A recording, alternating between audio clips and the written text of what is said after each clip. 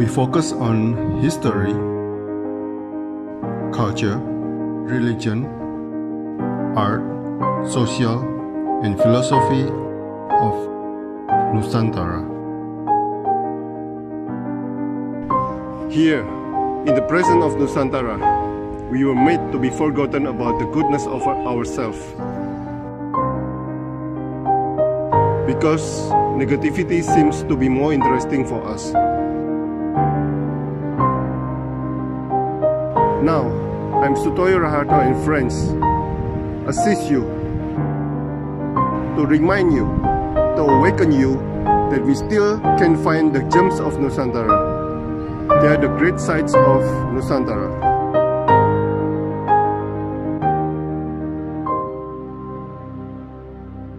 Selamat sore Mas Teguh Joyo Santiko, seorang musisi yang berada di Sangkring Art Jogja.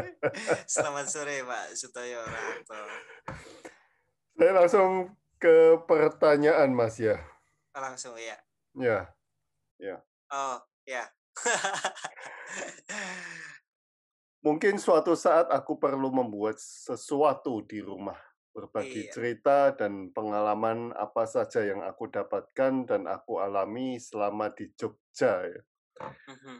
Nah, apa yang Anda sudah kerjakan dalam dunia musik, Mas Teguh?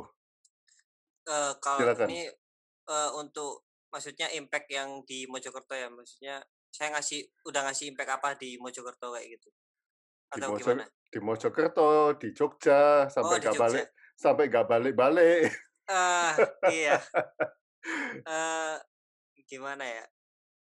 Saya dari 2009 waktu itu kuliah di ISI Jogja. Saya ditawarin sih, sebenarnya saya nggak ada kepikiran untuk kuliah di ISI waktu itu. Tiba-tiba ditawarin sama papa. Jadi papa kebetulan orang seni rupa, dia seorang guru juga ngajar di SMA di Mojokerto. Kenal sama Pak Putu, dari situlah saya mulai masuk ISI, mulai kenal sama Pak Putu dan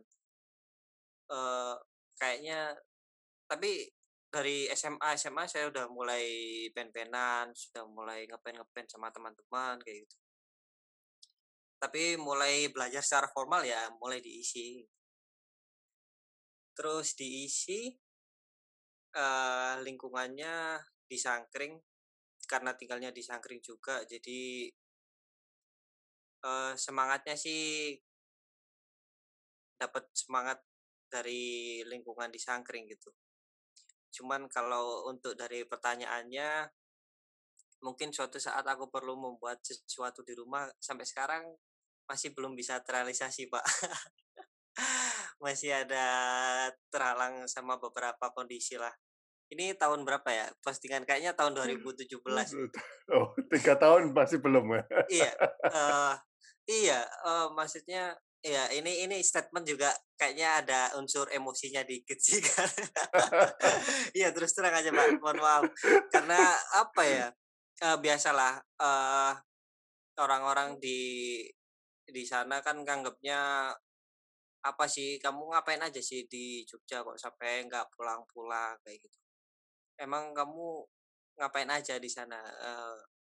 Di situ saya punya anggapan kayaknya saya mesti ngasih tunjuk sesuatu lah ke mereka. Kira-kira apa aja sih yang aku lakuin di Jogja selama ini biar mereka pada tahu. Sebenarnya itu sih ada emosinya, tapi emosi yang bisa dibilang emosi yang bikin motivasi gitu lah. Ya, Mas, tapi apakah Anda pernah besar di Mojokerto, Anda juga besar di Jogja. Anda melihat dua lingkungan yang berbeda, di mana di Jogja dunia seni didukung sekali oleh lingkungan, tapi di Mojokerto mereka mungkin banyak yang kurang tahu tentang musik. Nah, Anda melihat ini, apa perasaan Anda, Mas? Apakah, ya, silakan. Sebenarnya kalau dari apa ya, dari dulunya sih sebenarnya Mojokerto itu kan sentral kerajaan gitu dulunya waktu dulu. Terus sekarang semakin bergesernya waktu jadi ya kenapa jadi aneh gitu. Maksudnya soal kebudayaannya padahal dulu sentralnya di sana gitu. Terus sekarang kok tiba-tiba hilang gitu aja. Mungkin karena sekarang Mojokerto udah jadi kota industri gitu. Terlalu banyak pabrik dan segala macam. Pokoknya jadi kota industri lah di sana. Terus jadinya impact-nya ke lingkungan masyarakat sekitarnya, mindset-nya lapangan pekerjaan utamanya ya jadi karyawan pabrik. Jarang yang ada jarang kepikiran, mungkin nggak banyak lah orang ya, meskipun di sana ada beberapa budayawan yang di sana yang masih sampai sekarang masih gerak di bidangnya gitu. Tapi nggak banyak, kebanyakan mereka di sana mindsetnya yaitu sekolah, lulus jadi karyawan pabrik. Kebanyakan sih seperti itu. Mungkin sekarang udah ya semoga kedepannya masyarakat di sana kesadaran soal kebudayaannya bisa lebih berkembang lagi sih. Harapan saya seperti itu gitu. Kalau dibandingin di Jogja, kehidupan berkesenian, kehidupan berkebudayaannya wah jauh-jauh sangat berbeda sih, karena di sini dari pemerintahnya juga banyak mendukung, banyak mensupport semua pergerakan soal kesenian, kebudayaan dan segala macam. Sedangkan kalau di Mojokerto gimana ya? Teman-teman mau bikin acara musik aja harus ada perizinan gitu. Terus ngurus perizinannya nggak murah di sana. Oh Jadi susah lah gitu. bikin acara, iya, iya. Agak susah Pak Hmm. bikin acara di sana. Nah, Mas, orang seperti Anda, musisi seperti Anda di Mojokerto banyak nggak, Mas? Sebenarnya banyak Pak, minat pemuda-pemudanya itu banyak. Cuman saya pikir kayaknya wadahnya yang nggak ada. Maksudnya wadah untuk menampung teman-teman yang punya potensi di sana itu kurang, sangat-sangat kurang. Kalau waktu dulu zaman-zaman saya SMA tuh masih sering lah ada parade, ada festival musik antar pelajar kayak gitu. Semangat semua anak-anaknya. Cuman sekarang udah nggak ada wadah-wadah semacam itu, jadi semakin minim minat-minat orang-orang ke musik gitu. Oh gitu, wow. Iya.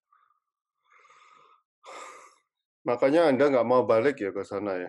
Eh kayaknya sih mungkin ada kemungkinan balik ke sana Pak, karena ya ada berbagai macam kondisi lah. Terus ngelihat perkembangannya Mojokerto sekarang mulai mulai adalah cikal bakal teman-teman dari 1-2 kelompok yang punya kesadaran soal itu.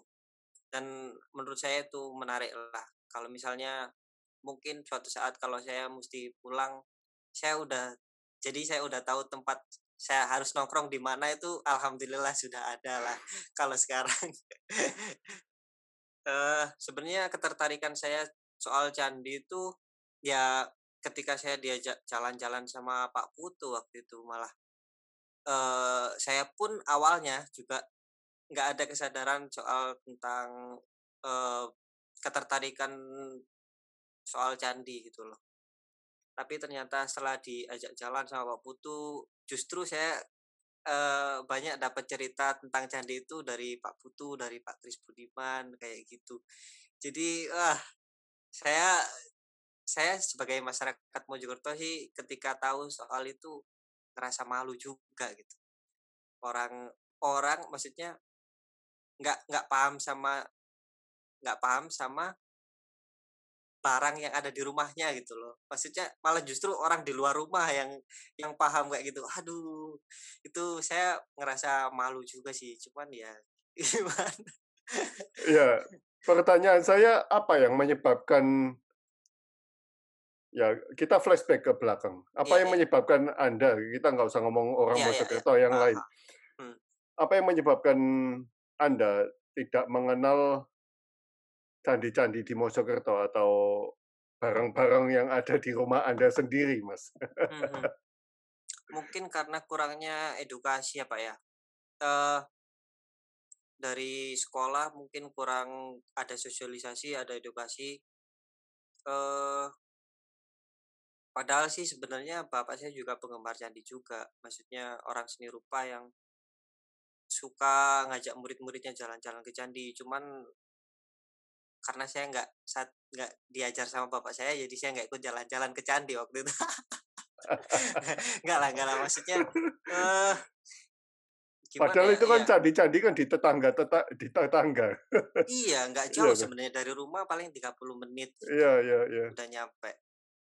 Cuman ya itulah Pak, Ka- apa ya? Kalau menurut Anda secara general ya, Biasa Pak, kalau peribahasa gajah di pelupuk mata tidak tampak, ya kayak gitulah Pak. Maksudnya ketika itu terlalu sering ada di dekat kita, lama-lama kita jadi cuek gitu loh sama sesuatu yang terlalu dekat sama kita. Kadang kayak gitu. iya, iya, iya. Itu yang terjadi di masyarakat. Sepertinya sih begitu ya. Iya, mungkin itu kejadian di mana-mana sampai Iya, kalau kita melihat Indonesia secara keseluruhan juga. iya, Iya, iya. Kita harus out of the box, Mas. iya makanya Pak, biar Untung Anda kita kuliah di luar kota, Mas. iya, syukurnya sih begitu. Jadi kebuka wawasannya, alhamdulillah dikit-dikit banyak nambah wawasan lah. Iya, iya, iya, iya. Sangat itu pasti. Candi Iya, Pendawa, Pendawa iya. Temple. Foto ini sangat kuat sekali, Mas Hmm. Teguh. Anda yang bawah Bukan kan? Pak, saya yang Oh, motret bukan. justru. Oh, Iya, iya. oke. Jadi ini krunya Pak Putu Pak waktu Putu, oke. pendakian di bukit-bukit sekitar Penanggungan untuk cari Ya, candi. tapi Ya, Anda kan juga yang motret, Anda juga ikut ya. iya, iya, iya, Ya, iya. foto ini sangat kuat sekali, Mas Teguh. Apa Mhm. yang menginspirasi Anda sebagai mungkin generasi milenial masih mempertahankan peninggalan nenek moyang? Hmm, saya Anda melihat, melihat foto ini cantik? iya, Ya, eh yang melihat cantik sebenarnya momennya sih Pak, momen oke. karena ini momen yang menurut saya sakral karena ini orang sembahyang, upacara seperti itu. Ketika diabadikan itu rasanya momen sakralnya dapat gitu loh. Apalagi ini candinya di atas gunung gitu, yang kita harus bersusah payah jalan, ngabisin waktu banyak, ngabisin tenaga banyak untuk bisa ketemu sama candi ini gitu. Makanya ini menurut saya momen yang mesti ini sih, mesti diabadikan gitu. Ya, kebetulan candi ini juga luar biasa gede, Candi Pendawa ini kalau misalnya mungkin adalah di Google dicari gitu. Memang sudah nggak berbentuk, cuman kalau dipikir-pikir di atas bukit seperti itu ada candi segede ini, itu kalau dinalar dulu orang bikin candi ini kayak gimana gitu. Kan kayak gitu. Itu berarti kalau bukan orang sakti nggak bakal sih kayaknya bikin sesuatu yang besar di medan yang sulit gitu loh, Pak. Eh Pemikiran dangkal saya sih seperti itu. Maksudnya saya merasa ini candi kenapa luar biasa karena kalau dipikir dinalar lagi, ditarik ke belakang lagi, ini dulu bikinnya kayak gimana, itu sih Pak. Dulu bikinnya bagaimana? Iya, kalau di logika itu wah susah Pak. Iya, iya, iya, iya. Ini Mas, ini yang saya suka ini. Hmm, Saya juga pengen ke sini sebetulnya. wah ini tinggal di Oke, Sodo. Wah, iya, iya, iya, iya. iya. Anda mengatakan ini sebuah paradise, Mas. Iya, Apa yang Anda rasakan pertama kali menginjakkan kaki di sini? Selain jawaban, kok nenek moyang kita bisa membuat candi di atas sana? aduh, Silakan. aduh. Ini saya berkaca-kaca sih. Maksudnya ketika ingat-ingat waktu itu, waktu pertama kali nyampe di sana itu, saya udah beberapa kali jalan ke gunung sama Pak Putu ya, maksudnya jalan ke gunung cari candi-candi gitu. Menurut saya ini candi yang paling cantik di antara candi-candi di bukit yang lain kayak gitu. Karena konstruksinya kelihatannya masih cukup utuh meskipun ada beberapa bagian yang hilang gitu. Tapi menurut saya ini candi yang paling good looking lah di antara candi-candi yang lain yang ada di bukit-bukit Penanggungan gitu. Luar biasa ini. Dan ini cuman di satu bukit. Satu bukit ini nggak banyak candinya. Jadi apa ya, yang paling ini candi yang paling puncak ini yang paling wah lah. Kalau orang bilang kalau mungkin kalau orang dulu, maksudnya orang-orang zaman dulu, umrohnya ke sini mungkin ya. Kalau orang Muslim istilahnya umroh lah gitu. Kalau orang zaman dulu, zaman Hindu Buddha mungkin umrohnya ke sini. Ini tempat wah eksotis banget pokoknya. Mas, Iya, apa yang Anda rasakan dah? waktu sampai di Candi Kendali Sodo, Ya. ngerasa apa ya Pak? Luar biasa sih, maksudnya melihat keindahannya itu luar biasa. Terus lagi-lagi kepikiran yang ada di pikiran saya, ini orang-orang zaman dulu bikin hal sebagus ini, seindah ini, semegah ini, gimana caranya gitu. Ini kalau orang yang tirakatnya nggak tinggi, nggak bakal bisa bikin sesuatu semacam ini lah. Ini juga yang bikin kan pasti seniman-seniman di masa lalu gitu loh. Jadi saya sangat menghargai hal-hal semacam ini gitu. Padahal sebelum tinggal di Jogja, Anda ya pernah Nggak ada feeling. sama sekali kepikiran untuk kesini pun nggak ada kepikiran sama sekali Pak waktu Oke. itu. Aduh. Nah, Mas, musik Ya. musik candi gunung, Mas. Apa yang Anda temukan di ketiga unsur ini, Mas? Ini saya sampai sekarang masih belum nemu korelasinya sih dari ketiga itu. Cuman saya sebenarnya mungkin bisa lah ketika saya mengunjungi gunung, ketika mengunjungi candi gitu, bisa menyerap energi-energi positif yang ada di sana, terus dijadikan sebagai inspirasi atau dijadikan ide sebagai penciptaan musik. Seperti itu bisa sebenarnya. Cuman sampai sekarang saya masih belum melakukan hal itu. Mungkin suatu saat nanti saya insya Allah bakal ngelakuin hal-hal perjalanan seperti itu lagi. Tapi ketiga unsur ini apakah ada benang merahnya, Mas? Antara Kalau musik, benang merahnya gunung, sih candi. mungkin tentang ini ya Pak, harmoni, maksudnya keseimbangan antara di dalam kehidupan gitu loh. Di musik juga ada harmoni, ada keindahan juga, di gunung juga ada tentang itu, ada keseimbangan alam, keindahan alam juga ada, di candi apalagi tingkat estetisnya tinggi sekali gitu soal candi. Karena itu salah satu mahakarya seniman-seniman pada zaman dahulu. Kayaknya sih benang merahnya sih di situ, antara harmoni, keseimbangan, sama estetis. Mungkin di situ. Mas, tadi kan Anda mengatakan saya sampai berkaca-kaca katanya. Iya. Waktu ke candi dan ya. Pernah nggak waktu memainkan musik sampai berkaca-kaca, Mas?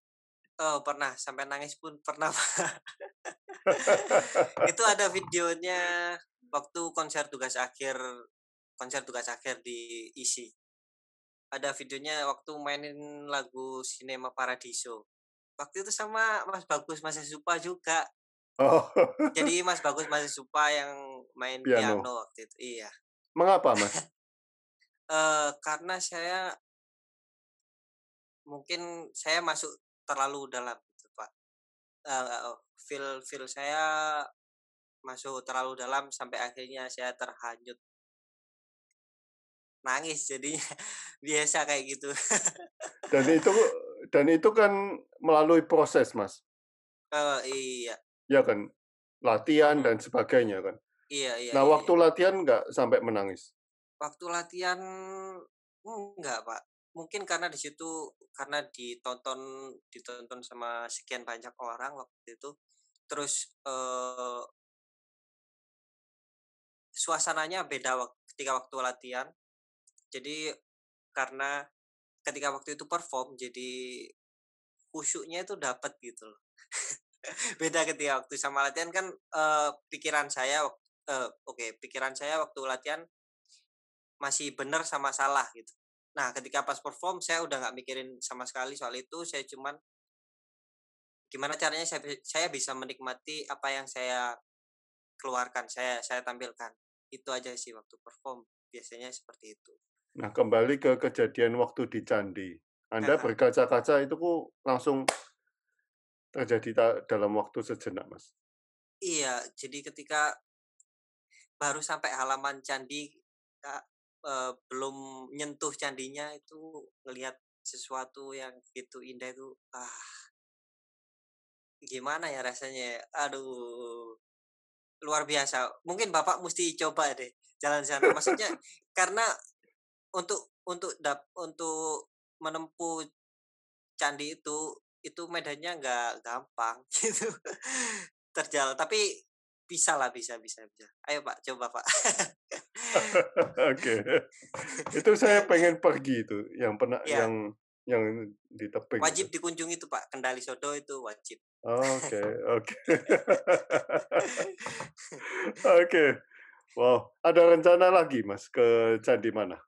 Eee, Kayaknya sih beberapa candi yang ada di yang di Bukit-Bukit Penanggungan hampir semuanya di atas 50% sudah pernah dikunjungi lah sama saya dan Pak Putu dan teman-teman. Mungkin ada beberapa yang belum saya kunjungi, kalau ada waktu dan kondisinya udah memungkinkan saya bakal kunjungi. Kalau ada kesempatan lagi saya malah pengen ke Kendali Sodo lagi gitu suatu saat. Nah, Mas, Iya. pernah nyoba pergi ke candi-candi di Mojokerto sampai berkaca-kaca itu, Mas? Eee, Maksudnya gimana Pak? Maksudnya, Oke. eee, nah, Setelah mengetahui semua tentang candi dan ceritanya dan heeh, kisahnya dan mhm. sejarahnya dan pernah nggak balik ke Mojokerto melihat candi-candi di sana? Belum lagi Pak, Oh, belum lagi nanti nanti kabarin saya, Mas, kalau sudah. oke siap Pak. Soalnya kan sudah feeling-nya berbeda kan. Atau mungkin kalau kita pergi bareng-bareng ke sana Pak. Kalau Pak Sutoyo ke sana kabarin saya, nanti saya temenin Oke, sama siap siap. teman-teman. Iya, Soalnya kalau dulu mungkin Anda ke candi-candi di Mojokerto kan, ya gitu-gitu saja, belum belum mempunyai pengetahuan sama sekali. mhm mhm. Sekarang kan sudah berbeda. Mmm, Ya, iya iya lumayan Pak. ngerti kan maksud Kalau saya?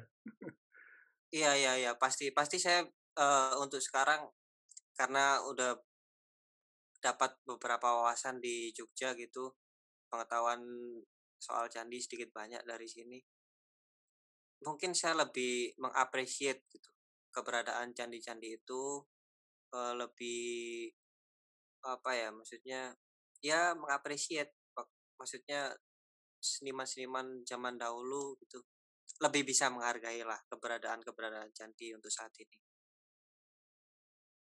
Kabarin Mas kalau balik ke Mojokerto. Siap Pak, saya bulan depan kayaknya mudik ke Oke. Mojokerto. Kita bisa Kalau Pak janjian. Sutoyo iya, kalau Pak Sutoyo mau naik ke gunung, ke candi-candi, saya bisa temenin nanti, Ke kabarin aja. Mojokerto aja saya. Oh, mau di Mojokerto nggak ke gunungnya ya? Iya, boleh boleh Oke, boleh. iya. Terima kasih Mas Teguh Terima kasih atas Pak Sutoyo, sharing-nya. sama-sama Pak, Wow, terima selamat kasih. berkarya. Siap, terima Ya, kasih Pak. terima kasih. Sampai ketemu di mana? Mojokerto atau Jogja Mojokerto. ini? Siap, nanti pokoknya kabar-kabar lagi Pak. Siap, oke. Selamat sore. Selamat sore Pak.